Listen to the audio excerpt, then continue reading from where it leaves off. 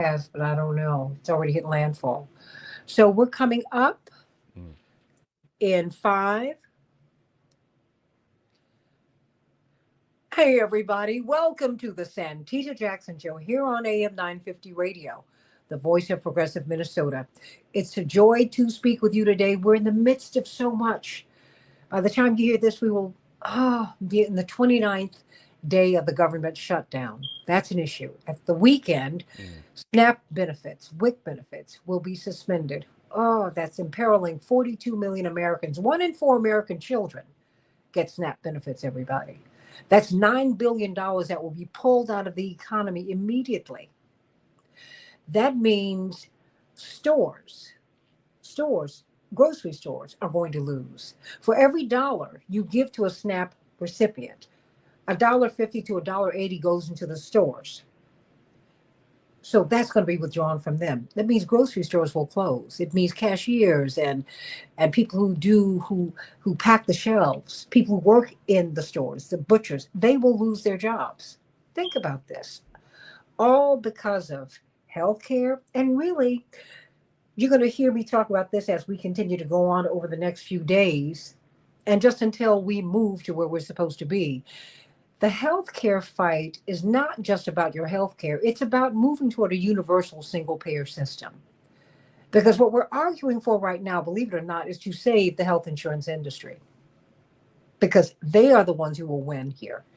Because as great as ACA was, because it did move things along, it did, we need so much more. We're paying for administrative costs, and administrative costs, that's really wink nod, that's the health insurance industry. The people, that you have to bargain with when you have a life or death situation and they may or may not give you the treatment. Yeah, that's what this is about. And what it really should be about is you.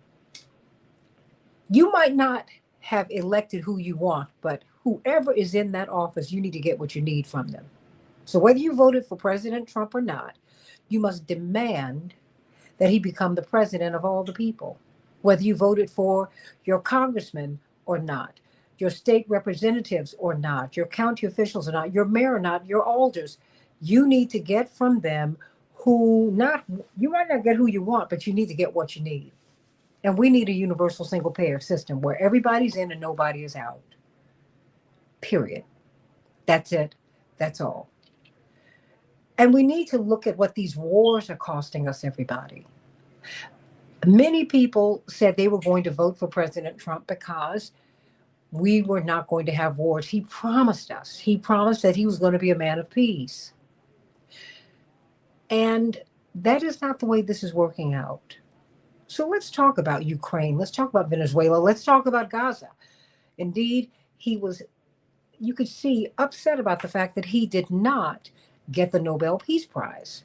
And so the question was, well, is this a peace agreement or is it a pause? Is it a ceasefire? Well, the ceasefire has not held. Now Gaza is being rained upon by the IDF once more. Let's talk about this. Let's talk about Ukraine. Let's talk about Venezuela.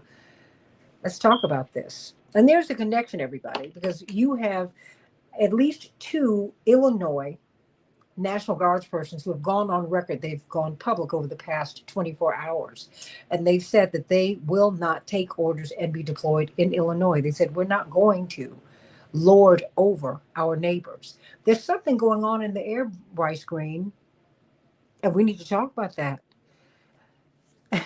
at the BJ, at the Green BJ. Everybody, I want you to meet me on Santita Jackson .bsky.social. That's on Blue Sky. At Santita J. At Santita J on X. And the Santita Jackson Show is there as well. The Santita Jackson and Friends Facebook page. That's the only page, everybody, where I can get friends. It's the only play page. And then the Santita Jackson Show YouTube channel, where a lot of you are now. And then Santita Jackson IG on Instagram. Before we go to Venezuela and Ukraine, because they're uppermost in our minds, and we're spending an incredible amount of money in these, well, with these acts of aggression. I don't know if we can call them wars. Wars are between armies, but we'll get to that in a hot second. We're seeing that Prime Minister Netanyahu has ordered strikes upon Gaza because he said Hamas fired on the IDF. Now, 58% of Gaza is occupied by the IDF. And you really see people going home. Hamas, who are they? The leadership live in Qatar. What are we talking about? Bryce Green, you did wonder last week if the ceasefire would hold. Well, clearly it has not. Bryce Green. Right. Well, the ceasefire is not holding, but if you look at media, uh, one of the interesting things that you hear on the mainstream press is that the ceasefire is actually holding despite the fact that Israel is bombing Gaza, which of course is nonsensical. If the ceasefire was holding, Israel obviously wouldn't be bombing Gaza. But the problem is the mainstream media accepts, and many of our politicians and many of the ruling class in America accept that Israel has the right to bomb Palestinians at will, that if they violate a ceasefire deal, well, obviously they had a good reason to do so. It's the same thing we're seeing in Lebanon when the Israelis signed a ceasefire agreement last year. Well, I guess it was almost a year ago. They immediately violated. They immediately started firebombing Lebanon. Hezbollah was objecting, but since Hezbollah are unpeople in the American media ecosystem, you don't really hear about it. And so the exact same thing could have been expected in Gaza, and people like me, people like you, people with, a clear-eyed view of the situation accurately predicted that this would happen. And I think I said that they would try and use some pretext. They would Mm-hmm. say that someone crossed a border, someone crossed a line, someone shot someone, or there was a firefight, and that just meant that they had to go in. But if you've been paying attention to Israel for any length of time, you just know that that's nonsense. And without any corroborating evidence, you should really assume that everything they're saying is a bald faced lie. And lo and behold, that's what we're seeing. The Israeli goals in Gaza have always been to drive the Palestinians out and to take the land for themselves. The genocide was one way that they hoped to do that, but now as the official ceasefire is ongoing, they're finding other ways to do that. They're letting in some aid, but they're still bombing people. They're withdrawing some soldiers, but they're still occupying.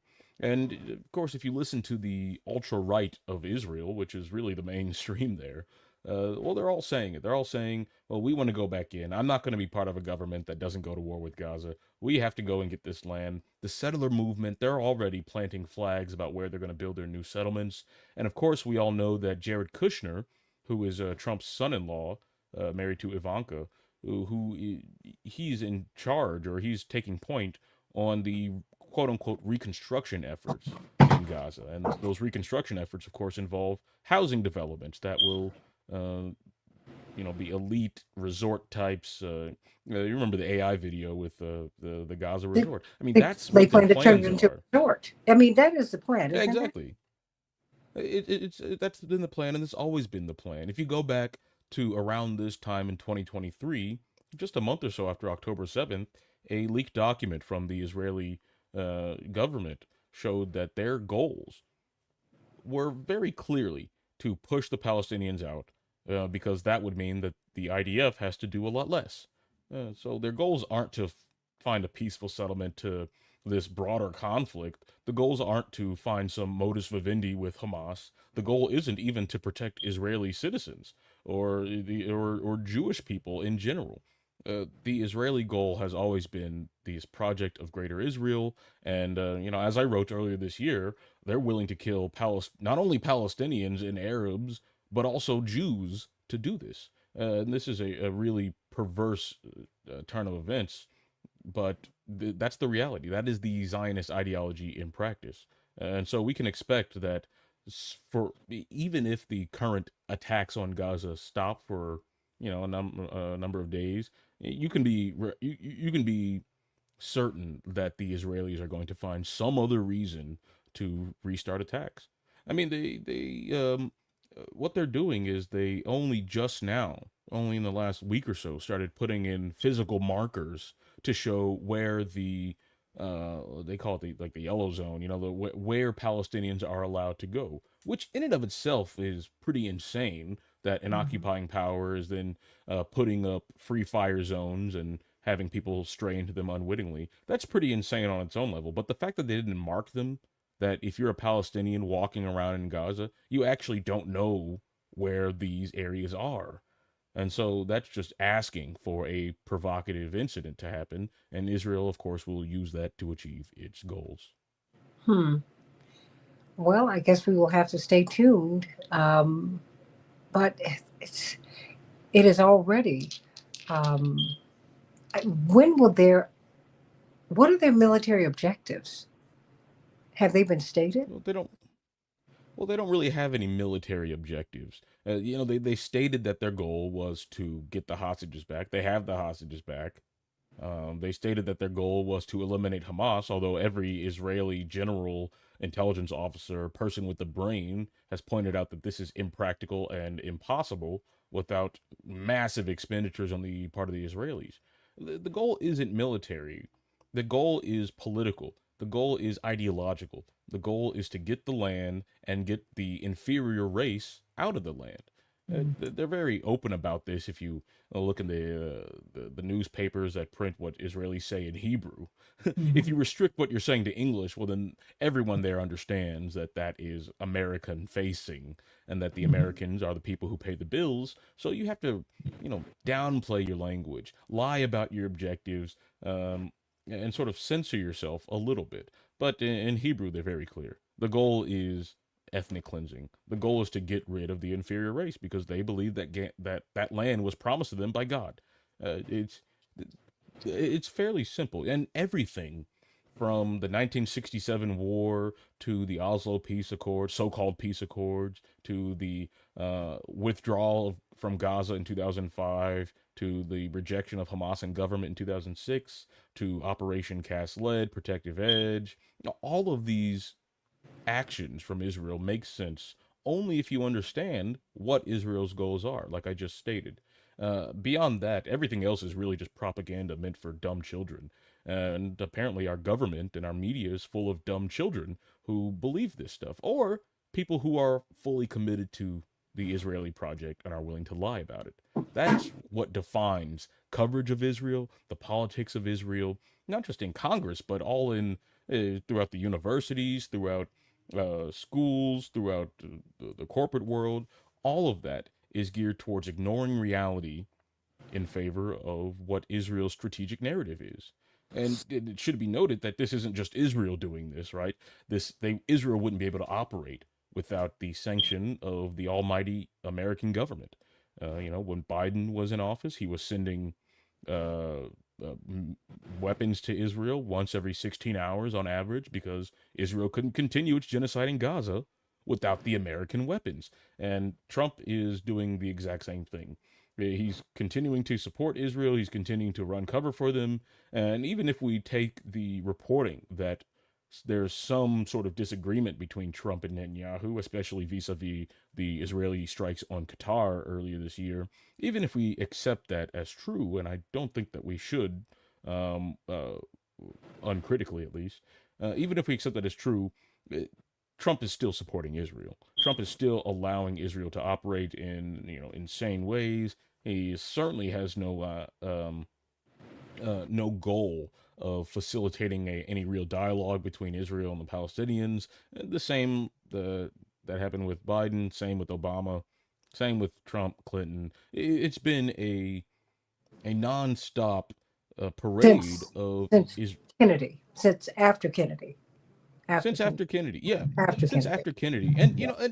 there have been presidents who have said things that are critical of Israel, right? Mhm. Reagan famously told Israel that the scenes out of Lebanon when Israel invaded them in Operation what was it called? Brothers Keeper or something? I don't remember. I don't even Um, remember.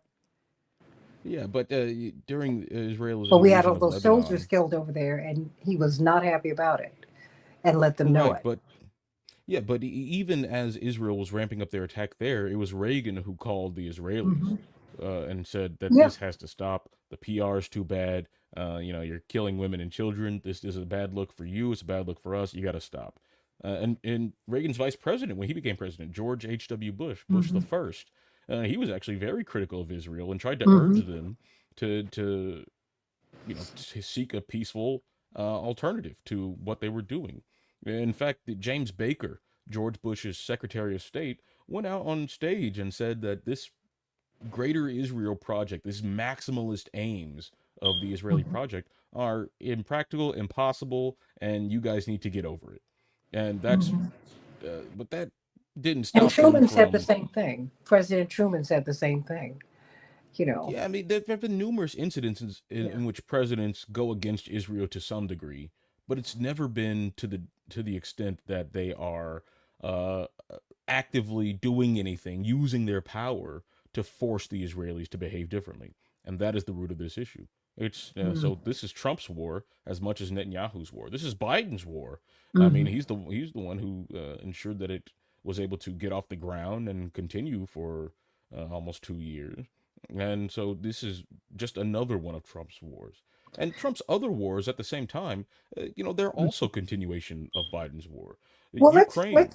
let's go Ukraine. Well, let's go to Ukraine because you know what's always struck me about Ukraine and President Zelensky, the way he postures himself when he comes to the White House. When he comes to the United States, he's demanding money. He's demanding weapons, not asking for them. And I think that's always very odd, at least. You know, when Well, certainly. you come to the White House and whatever you say about President Trump, you're asking him for money. You're asking him for weapons. You're asking him for sponsorship. And you you get into a verbal fisticuffs with him, if you will.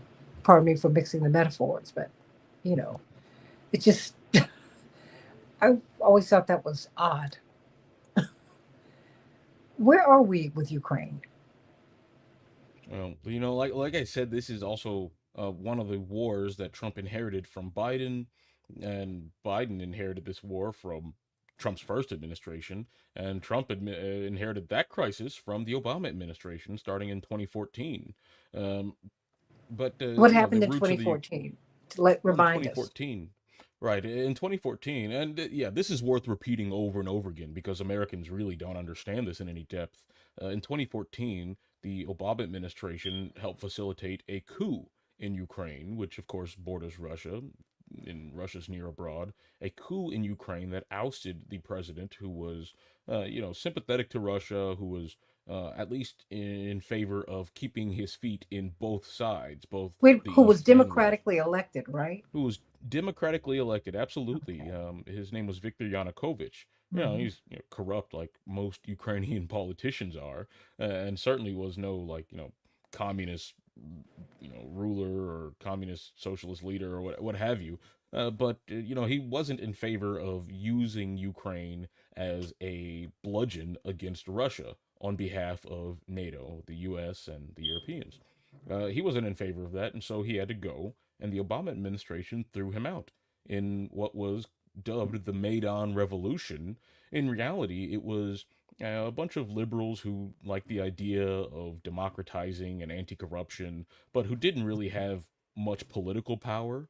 And they were backed by far right extremists who were backed by the Ukrainian oligarchy who had close ties with the West. The far right extremists were the ones who stormed the buildings, who attacked parliament, who started firing on police. And in fact, it was the far right extremists who started firing on both protesters and police in what was dubbed the Maidan Massacre, which killed over 100 people. And as a result of that, and assassination attempts on Viktor Yanukovych, he fled the country. There's a lot of, complicated details to his flight from the country, but at the end of the day, this is what the coup plotters had wanted. And we know that they were deeply involved because there was a leaked phone call between Victoria Nuland, who was Obama's undersecretary for Eastern Eurasian Affairs, and Jeffrey Pyatt, who was the U.S. ambassador to Hmm. Ukraine. Though those two were talking about how this was 2 weeks before the formal overthrow of the government, but 2 weeks before, a leaked phone call showed that they were talking about who's going to be in the next government. who's going to be in charge. This guy, he doesn't have the chops for that, so maybe we should get this guy instead. He shouldn't be in government, but maybe he should still be in the public sphere. And they were talking about some of these far right figures like Arseniy Yatsenyuk and Vitaly Klitschko. These figures in Ukrainian politics, they seem to be being maneuvered around a chessboard by people like Victoria Nuland. And of course, Victoria Nuland is married to, oh goodness, Robert Oh, Kagan, the one that's of the right. Kagans, yes, who is one of the arch neocons, founder of the Project for a New American Century. Newland was also the ambassador to NATO. She was also Dick Cheney's foreign policy advisor. I mean, a very spooky people. Mm. um, but these are the people who engineered the overthrow of the Ukrainian government for the purpose of shifting Ukraine into the West. And as a result of that, that's how you get the civil war in Ukraine. That's how you get the Russian annexation of Crimea to prevent the Sevastopol from becoming a NATO military base that could be used against Russia, and that is how you get the lead up, basically, and the 8 year build up into Russia's full scale invasion in 2022. So this is something, a policy that was born out of the West. And if you need more information on this, there's an excellent book written by a guy named Scott Horton. Some of you may know him. He is a libertarian radio host and author. He's one of the most thorough people on this topic. Actually, I was just rereading his book in the last couple of days. But his book Provoked is just essential. It came out around Mhm, this time last mhm. year, and it goes right up to the end of the Ukrainian counteroffensive of last year. And it's just the clearest expression of this position that the West was instrumental in deliberately pushing for a war between Ukraine and Russia by getting And Russia to invade. if I could interrupt you here, because it's a bipartisan uh, deal, and it's interesting that a libertarian, and they tend to walk in the middle, Right. that he would say, "Wait a minute, time out, everybody. This is what happened."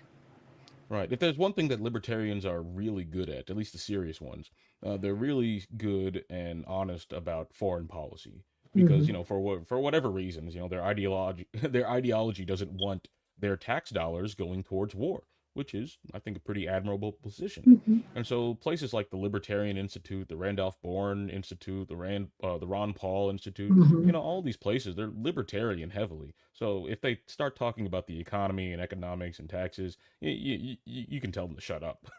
But if they start talking about foreign policy, you can be pretty confident that they have done their research, they have done their Hmm. homework, and that what they're saying is backed up by volumes of evidence.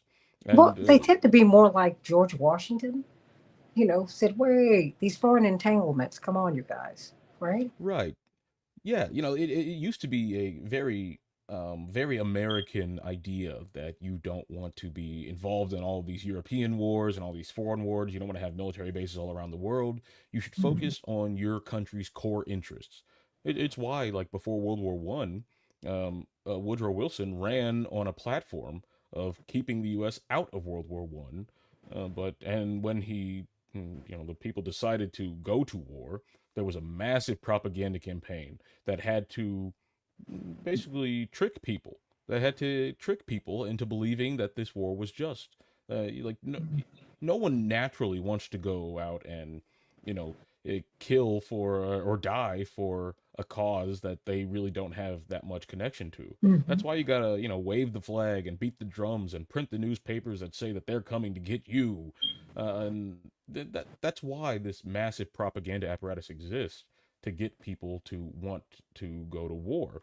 The libertarians are simply enacting an old and noble American tradition of non-intervention, and that's a tradition that's even more important than ever, as America's empire is sprawling over the world, is um, really on the brink of collapse. I mean, you have countries going against the dollar. You have China as a rising power that's able to offer some alternative to countries, and so the empire is loath to act in strange, crazy, and erratic ways that are bound to lead towards some sort of disaster, to death and destruction. And they have. I mean, like You've been here on the last 20 years of American foreign policy. It's been a disaster. It's been a nonstop arena of murder and uh, destruction of entire countries, entire nations, entire peoples. It's really boggles the mind. But his book, Provoked, uh, discusses these issues about Ukraine very succinctly, and it's organized in a way that's it's just organized by presidents because it really stresses that this is a bipartisan affair. From Clinton expanding NATO to Mhm. Bush announcing a further expansion of NATO to Obama overthrowing the Ukrainian government and installing the U.S. puppet, to Trump beginning to send lethal aid to that new Ukrainian government, to Biden refusing to negotiate with Russia when they objected to this whole thing, leading to the invasion, and continued refusal to negotiate, and to Trump and his. The book doesn't cover the second Trump administration, Mhm. obviously, but I mean, Trump, he ran on a platform of "I'm going to end this war on day one," and of course, in one of many such cases, it was a bold-faced lie. But But let me Trump has ask you, continued this war. but who has, so I mean, where are we with Ukraine now, and who has the buy-in? Because indeed, during the Obama administration, the Ukraine, that was under the purview of Vice President Biden. That was he was in charge of that. And he then, when he became president, focused in on it. Most people in the United States, up until 2023, 2022, did not know where Ukraine was, what it was, breadbasket of the world. No one knew any of that. Right. So help me to understand. I mean, why is Ukraine of such consequence? Well, to go back to answer that, I mean, like I said, Scott Horton's book does a great job. To summarize Mhm. briefly, Ukraine has been a part of Russia, or what's considered to be the Russian nation. The nation of Russian-speaking peoples and their very close cousins and neighbors and brothers and sisters. They've been part of that entire bloc, the geopolitical bloc, for centuries, and because of that, Russia has, you know, long sought very close ties with Ukraine. But one of the big reasons that Ukraine is such a battleground is because in the wake of the collapse of the Soviet Union, the U.S. had a plan to just start turning all these former Soviet republics into American outposts. And they did Mhm. it to Poland. Poland was famously turned into a NATO stand. And they did this to Hungary. They did this to all of these countries pushing eastward from where it was originally supposed to stop at East Germany, which was part of that deal that they made. Uh, and so Russia has been seeing a hostile military alliance creep up onto its borders for the last several decades. And every Mhm. time they've issued a call for that to stop, or for some sort of buffer zone of neutral states, the U.S. has rejected that. In 2008, Biden's CIA director, William Burns, who was then the U.S. ambassador to Russia, Mhm. he sent a cable to his bosses, the famous cable titled "Niet means Niet: Russian Red Lines on NATO Expansion," and it argued that given the security concerns inherent in pushing up a military base pushing up against Russia, that was almost certain to cause a war. Because no Russian leader would tolerate, NATO missiles, NATO bases, NATO troops, operations on their border. And But Russia I doesn't mean, have any because that was natural promised, right? geographic borders. Because that was It was promised. promised. It was. Yes, there is a lot of disagreement and hemming and hawing about what was actually promised. But if you go back to the documents, and one of the leading researchers on this is a woman named Mary Sorote. I might be pronouncing her name incorrectly, but she wrote a book called Not One Inch, which was discussing from all sides, Germans, Russian, English speakers, about what they came away from the meetings in the wake of the collapse of the Soviet Union, what they came away thinking was the deal. And to a man, they all say, yes, we expected that NATO expansion would stop with Germany, with a reunified Mhm. Germany. Uh, well, this promise was completely, you know, obliterated. The Russians couldn't say anything about it because under U.S. imposed shock therapy, their state was really impotent, and uh, the oligarchs who ran it were too busy, stealing all of the wealth from the former Soviet Republic. Mm. Uh, so there was no one to stop them. And by the time the Russian political system stabilized under Putin, uh, the damage had already started, right? They Mm. had already been admitting countries into NATO. They had already been offering all of these guarantees, all of these, they call them roadmaps and Mm. membership action plans, maps to these countries. By the time that Putin was in office, all of that was, being ramped up to the extreme. And so in 2008, after Burns sent that memo, "Niet means niet," weeks after that, George Bush seemed to ignore it and basically go out on the stage and say, well, we're going to invite Georgia and Ukraine into NATO, something that Russia was obviously very disturbed by.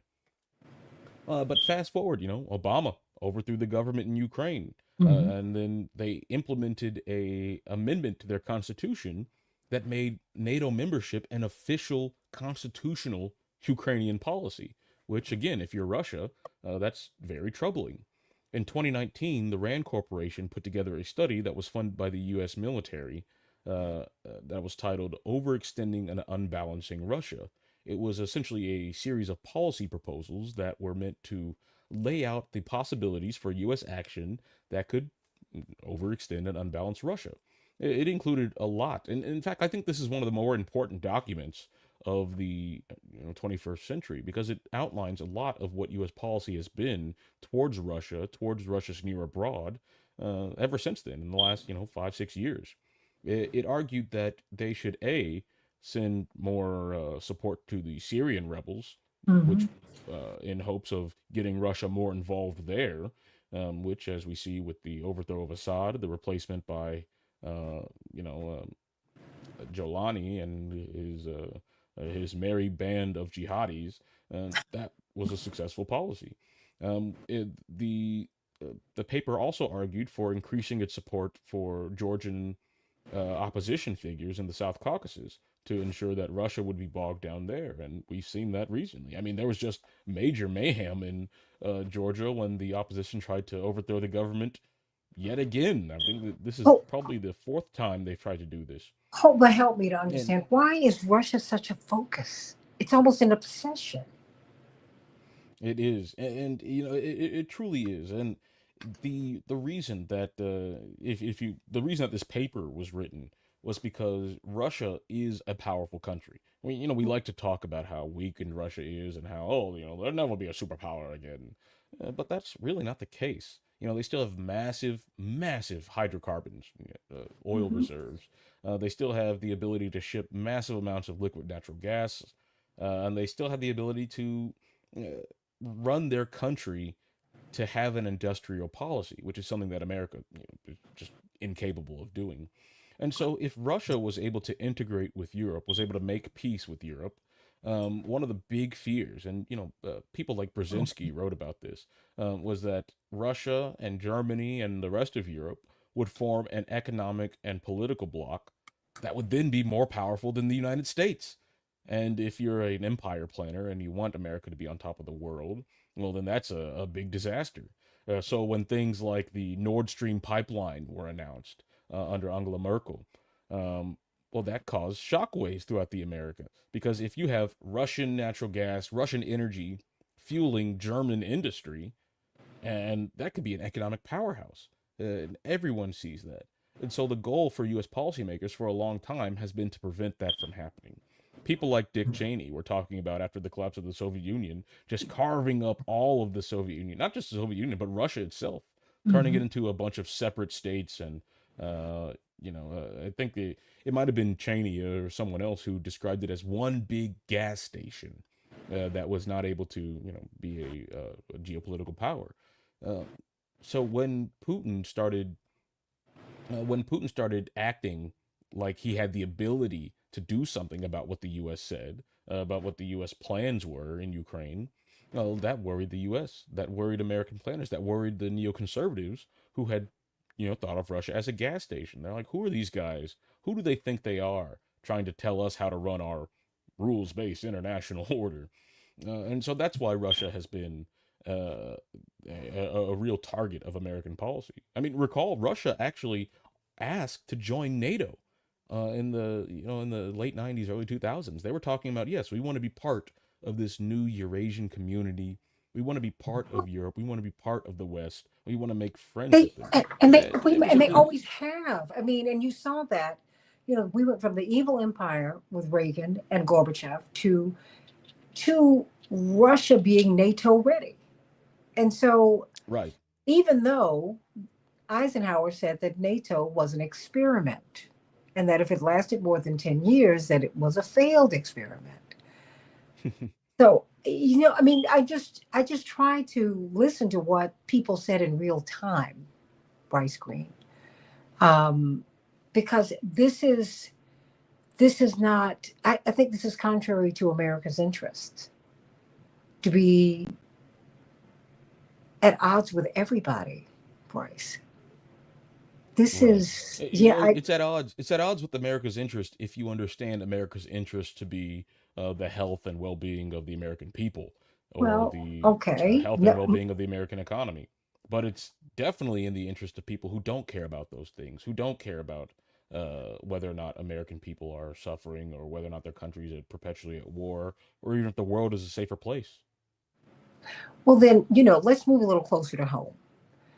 Because when you come back next week, I want to continue to talk about it. If there is there anything else you want to say about Ukraine? Because I think I'm anxious to hear what you have to say about Venezuela, since President Maduro's has 15 million volunteers for the militia. if we Right. if we hit the ground running there, I mean, so put that aside for a Well, hot the second. last thing I'll What's say, the last thing I'll say about Ukraine is that we're in a, we've been in a turning point for quite a while. mm, When Trump came into office for the second time, like I said, he was planning to, or he said that he wanted to end the war on day one. That obviously didn't happen, and they had these peace summits, and they even started ramping up the rhetoric about how they were coming to some sort of agreement. But of course, it's Donald Trump, and so Trump changes his mind. He's a very mercurial figure, and depending on who he talks to last, uh, that's what determines what his mindset is when he goes out and speaks to the public. But one of the big worries was that Trump was going to send Tomahawk missiles to mm, Ukraine. These are missiles that are nuclear capable, and that if they were being fired at Russia, Russia would really, they would really have to figure out some way to respond in a way that would, secure their borders from nuclear missiles. mm, Uh, and But luckily, Trump seems to have backed away from that. But that does not mean that he's in favor of some sort of genuine peace settlement.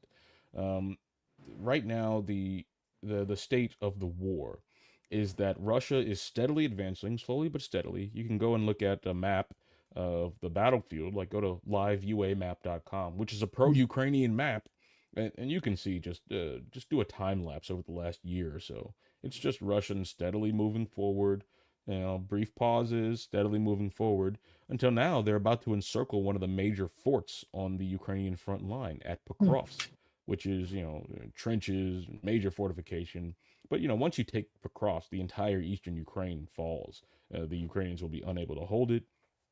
And at the same time, this is a war of attrition. The Ukrainians are losing, munitions. NATO can't produce enough ammo.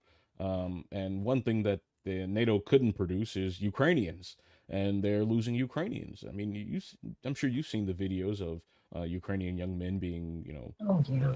just attacked in the middle of the street, put in the vans, and shipped out to the front lines to go on a Mhm. suicide mission. It's a real disaster, and Trump doesn't seem to be stopping that. But the Ukrainian situation is not good. It was never good to begin with. There was some euphoria at the start when Russia didn't decide to fully invade the country and only attack on the east and not mobilize the entire military force for a full scale invasion. Uh, but that was really hollow. That was really that was really a uh, that was an American creation. The Ukrainian victory was an American creation. We saw that really clearly in the counteroffensive last year in 2024 when the Ukrainians just sent a bunch of Ukrainian kids to go die for no good reason. Um, but as far as a peace settlement goes, the Ukrainians seem to understand that they are facing disaster. In fact, Ukrainian generals are saying this pretty regularly. Hmm. But for the war to end, Putin's terms really been the same since the start of the war. Ukraine has to be neutral. There has to be some sort of autonomy for the Donbas republics, and Crimea has to be recognized as Russian. These are three things that, if accepted at the start of the war, would have prevented the whole thing from going on. In fact, these were terms that were offered at Istanbul back a month after the war started. The Ukrainians started to agree with it, but the US and the UK told them that they were not to accept the deal. And so they continued fighting. But that deal, with some adjustments given the length of the time they've been fighting, is still on the table. If US came to the table and said, we're going to officially in writing say that NATO will not accept Ukraine, and we're going to recognize Crimea as Russian, and we're going to give some process for autonomy in eastern Ukraine, well, then that would be a step towards ending the war. The problem is that that's a non-starter for the West, who believes that this is a good opportunity to continue to attack Russia, continue to ensure that Russia is spending blood and treasure on their near abroad. And for the Russians, well, the Ukrainians' peace terms or uh, their demands are that Russia just withdraw and leave them alone, and Ukraine is allowed to join NATO, regardless of what that means for Russia's security. So Russia is obviously not going to take that deal. So these two sides are on just opposite poles when it comes to a peace settlement, which means that this will be decided on the battlefield. And if it's decided on the battlefield, well, then Ukraine's going to lose. And a lot of Ukrainians are going to continue to live in privation as their country is completely destroyed. Meanwhile, their democracy, the democracy that NATO people said that they were trying to defend, is quickly dismantled by Zelensky, who has now assumed, well, essentially dictatorial powers, Hmm. banning opposition parties, consolidating Hmm. media, Hmm. having these militias run around. Like, it's really not a democracy anymore. So there's no scenario in which Ukraine comes out of this with all of its stated war aims. There's no scenario in which the US successfully gets Ukraine to push Russia back. There is no scenario beyond, full-scale war, which would introduce more problems than it solves.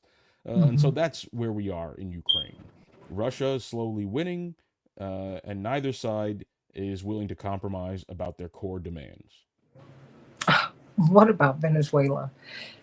15 million citizens have joined the militia. They volunteered. What is going on? I have, look, the last 15 minutes belong to you.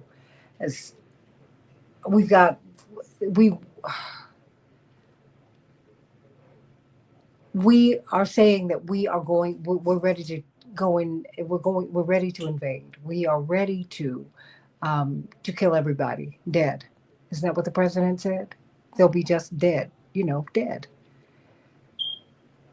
Bryce Green, I don't think that it's going to work like that. We've not won a Yeah. war since the Second World War.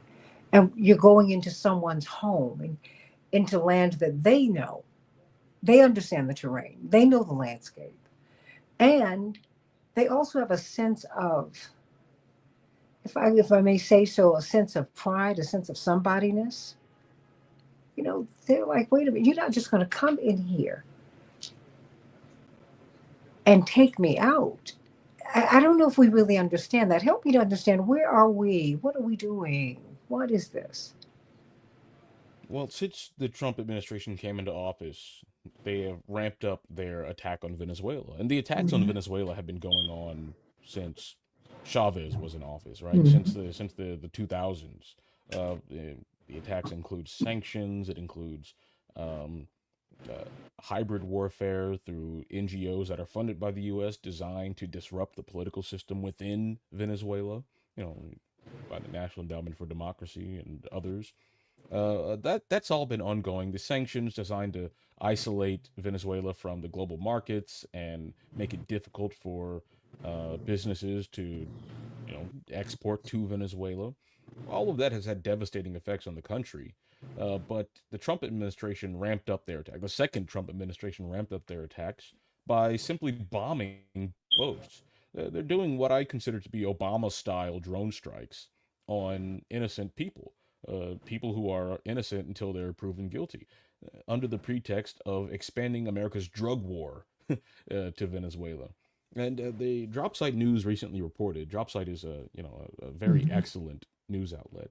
They reported that Trump was actually reluctant to engage in escalation against Venezuela until he was sold the idea that they're a major drug trafficking conduit. Mhm. And Trump made a whole big show about I'm going to stop fentanyl. I'm going to stop the drugs coming in the country. I'm going to secure our borders.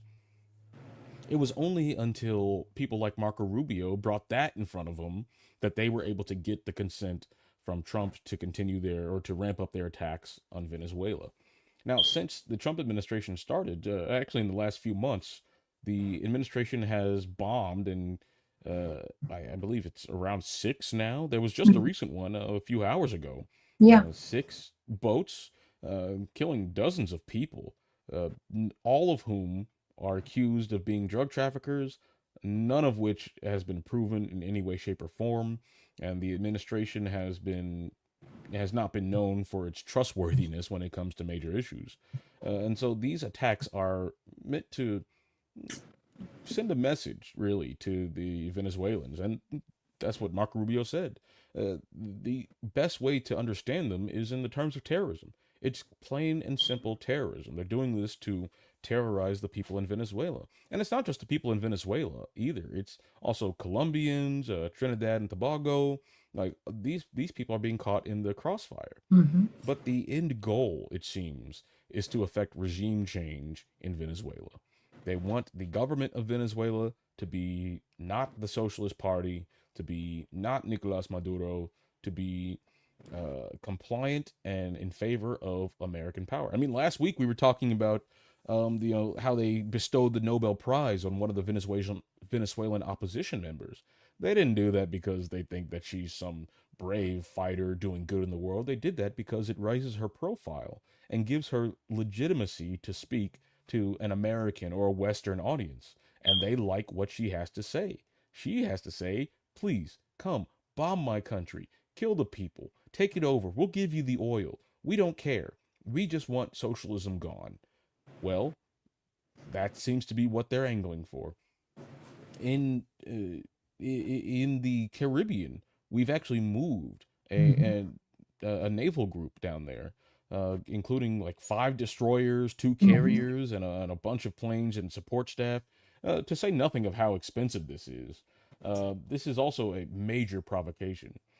It's totally illegal. The UN prevents the UN Charter prohibits the threat of force in international politics, something the Americans have ignored. I mean, since the UN Charter was written, but it's posturing for a future larger scale invasion or some operation. What I suspect is that people in the Trump administration right now are talking about a Gaddafi style intervention in Libya or in Venezuela. They're not. I highly doubt that an enormous number of American troops will be committed to blowing up Venezuela, a la Iraq.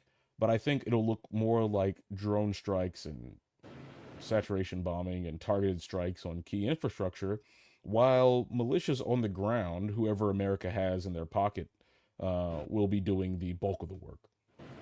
Will be, terrorizing the country, attacking the government, and ensuring that Venezuela fails to continue as a socialist project.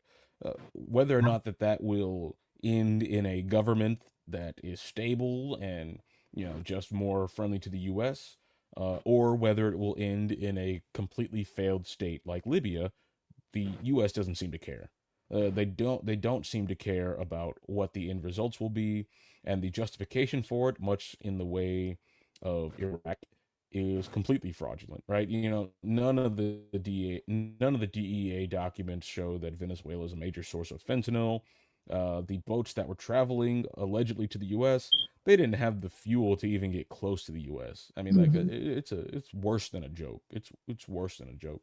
But that doesn't stop the hawks and the neocons from, uh, drawing up their plans. And they're also manufacturing consent for this in the public, right? Just Yeah. last Sunday, 60 Minutes had a segment where they were talking about, oh, isn't it terrible how horrible Venezuela is? Why is this country so poor? Well, it's because of these socialist policies. And they're going on the streets like, oh, do you want to overthrow Nicolas Maduro? And I'm sure they had to edit out all the people who said no, that's a terrible idea. They found at least one person who was willing to say, oh yes, we would be free if Nicolas Maduro wasn't here. It's the What does standard freedom fare. mean? I mean, what are they talking What about? does freedom I, mean? Yeah, I've yeah. Does it in mean these that my country's bombed out and I'm free? Hooray! Great. no, to free to be what the Nobel Prize winner, Miss Machado said. I'll work with the Western powers to give them all of our oil. This is what we're going to do. Right. I mean, I've got in these last 5 minutes, help us to understand, make this make sense for us, because I also see this in racial terms, because it's, the white privileged class. Not all of them, but they are pushing back against um, progress that is being made in the Caribbean, in South America, in Central America. Things are changing, Bryce Green. You're not going to just be able to, we're not going to, I don't even think it's healthy for us to think that we can just walk into a country and overthrow it. And you've got something is going on down there, Bryce, and we're not examining it because we don't have journalists on the ground. 15 million people there volunteered to be part of their militia. That says something, Bryce. Something. Right. Am You I know, wrong? yeah. One of the you're absolutely right. I mean, one of the big reasons that there's two major reasons that the U.S. has such a target on Venezuela. One, and I think is the most obvious, and some people in the comments section have talked about this, the oil. Right? Venezuela has the world's largest oil reserves, and as the world shifts, the geopolitical chessboard shifts, it's good for the empire to have its own oil reserves. It's good for the Mm-hmm. empire to control these oil reserves and make sure that they go where they want, that the proper companies are profiting off of it. Venezuela, since it's a socialist government, the control of the resource industry is in the hands of the state. And the state uses the wealth that it generates for that to put into social programs and just generally run the country. Mm-hmm. Uh, this isn't the American way. What we want is for a free private enterprise to be in charge of this, and they want to control the oil, and so the profits don't go to the people; they go to into the pockets of the Chevron. people who own those corporations. Yeah, they go Right. into the pockets of Chevron and Exxon and all our major friends in the oil industry. That's what they want, and one way to get that and to ensure that happens is to make a government in Venezuela that's friendly to Chevron, that's friendly to Exxon, that's friendly to the United States empire. And so that's one reason why Venezuela is being targeted. The other, and I think it's more fundamental than that, is that Venezuela is a model for how you can run a society, not only in a socialist way, but in a socialist way while under siege from the United States, while Mm. defying U.S. orders. One of the reasons that the blockade on Cuba has been so relentless, even to the point of irrationality from the perspective Mm-hmm. of business interests, is that Cuba acts as a model Mm-hmm. for governments around the world who don't want to be a U.S. Mm-hmm. protectorate, who don't want to be a vassal state in under the Monroe Doctrine. And Mm-hmm. so that model had to be attacked. It's the same with Venezuela. They're signing Mm-hmm. deals with China and Russia, and they're having a foreign policy that's independent of the West. That's you can't have that. It's kind of like a mafia. Someone steals from a mafia don, they kill him not because they need the money, but because it sends a message to everyone else that you can't mess with the don and live. And right now, the Don is the Don, the Donald. um, and Trump is acting in a very mafioso style behavior. Venezuela, since one of the things about the oil is that Maduro actually offered to work with the United States to allow some of these oil companies to get profits from Venezuelan oil, which is a crazy concession. The U.S. didn't even want to talk about it. It goes beyond the oil. It goes beyond the profits. It's about this model. It's about this geopolitical chessboard in which they want everyone in the Western Hemisphere on their side and everyone in the Eastern Hemisphere on their side. And if you step out of line, well, then there's a target on your back. That's what's happening in Venezuela. It's plain and simple, naked aggression, and I fear that the worst will happen because there isn't really any political bloc in this country with any sort of power that's actively fighting an invasion of Venezuela. There might be people Mhm. who say, "Oh, well, we want to go to the proper channels. We want you to notify Congress. We want you to let us vote on it." No, no, no. I still want to do it, but we got to do it right. There are very few people who say that no, America shouldn't be intervening in countries like that. America shouldn't be bombing these people for no good reason. America doesn't have the right to dictate everyone's activity around the world, and maybe we should stop. There's no one saying that, which is why I suspect that the some intervention in Venezuela is imminent. Well, no one is saying that here, but a lot of the 15 million people at least are saying that there. And then you've got the surrounding countries. And so we'll see how this goes. Um, Right. got a couple of minutes for you. Right. Well, all of these wars are interlinked. Gaza and Ukraine and Venezuela, and you can also throw into that places like Taiwan and Mm. with respect to China. All of these conflicts are things that could be avoided. And when you learn about them in your typical BS international relations class, it's framed in terms of like autocracy versus democracy, and we're on the democracy side, and autocracy is winning, but we got to push them back. And that's a very inspiring narrative for like 10-year-olds who don't really understand how the world works. And since everyone in government and media is 10 years old, they really lap that up. But in reality, this distinction between democracy and autocracy is very fuzzy. I mean, to call America a democracy is really the height of ignorance. Really, I mean, no, very few countries are as controlled by corporate interests as America. Mhm. But this war is instead about the U.S. led economic world order versus everyone else who wants to seek an alternative. And that everyone else includes China, it includes Russia, it includes Venezuela, it included Syria, it included Saddam, it included Gaddafi, it includes Iran, it includes all of these countries. And none of this to say that these countries are like, fairyland utopias where everyone has perfect rights and everyone is treated perfectly, or none of this is to say that. But what it is to say is that they are part of an alternative to this global economic order centered in London and Washington and New York and Brussels and all of these other countries that make up the Europe. Western world. It's What? Europe. It's big white. It's That's basically what it Whitey is. McDollar. Oh my goodness. Well, certainly, Margaret Thatcher talked about the Europe on both sides of the pond. I'll leave The it Europe on there. both sides of the pond. And yes, that is precise. That I mean, that's really what it is. What It's she the white power axis versus everyone else. And the white and power axis has also enrolled, junior partners like Japan and mhm. South Korea. I mean, they're part of the white power axis.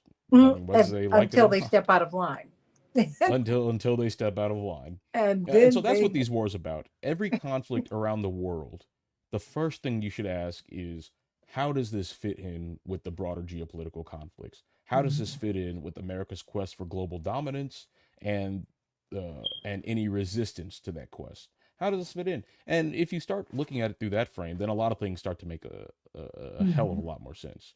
Syria doesn't become such some big mystery. Libya isn't confounding. Ukraine isn't just some comic book narrative where Luke Skywalker's fighting Darth Vader, and China isn't some grand evil empire. These are all places, complex places with complex histories, and none of them want to be under the thumb of the IMF, the World Bank, the Morgan Stanley, all the financial institutions. None of them want to be under that thumb, and so that's what is driving global conflict today. Yeah, I'm not saying the world would be perfect if America just stopped doing all this.